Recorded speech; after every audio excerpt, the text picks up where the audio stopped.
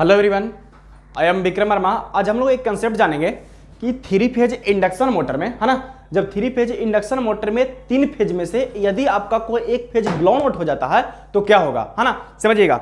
तो एक बात बताइए कि तीन फेज में से यदि कोई आपका एक फेज ब्लोन आउट हो गया, सपोज करते हैं कि ये तीन फेज है, यदि आपको कोई एक फेज ब्लोन आउट हो जाएगा तो ब्लोन आउट होने के बाद आपको कितना फेज बचा सर? Two phase. तो बहुत कंफ्यूजन का स्टूडेंट का कंफ्यूजन ये रहता है कि थ्री फेज में से यदि एक फेज आपका ब्लोन आउट हो गया, उड़ गया फेज, है ना, तो सर दो फेज मीटर के जैसा काम कर लेगा, टू फेज के जैसा। लेकिन मैं बोल रहा हूं ये गलत कंसेप्ट है ना। कैसे?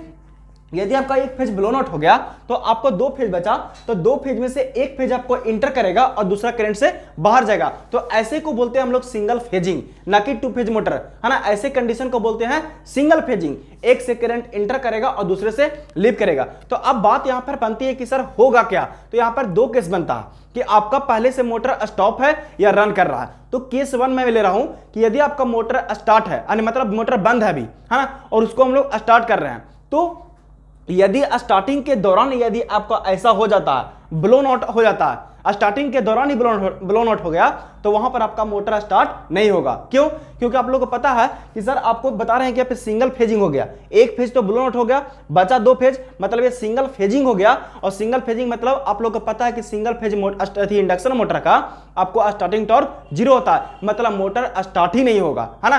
तो स्टार्टिंग के दौरान यदि ये समस्या हो गया तो आपका मोटर स्टॉप हो जाएगा, स्टार्ट ही नहीं होगा। केस नंबर टू, यदि मोटर रन कर रहा है और रनिंग के दौरान यदि ये समस्या हो गया, तीन फेज में से एक फेज ब्लोट कर गया, तो क्या होगा? तो रनिंग के दौरान यदि आपको कोई एक फेज ब्लोन आउट हो जाता है तो वहां पर आपका मोटर स्टॉप नहीं होगा, इसका स्पीड स्लाइटली रिड्यूस कर जाता है ना। और जब स्पीड रिड्यूस कर जाएगा तो स्लिप का मान बढ़ जाएगा और आपको सप्लाई से हाई अमाउंट में स्टार्टिंग करंट लेगा। कैसे?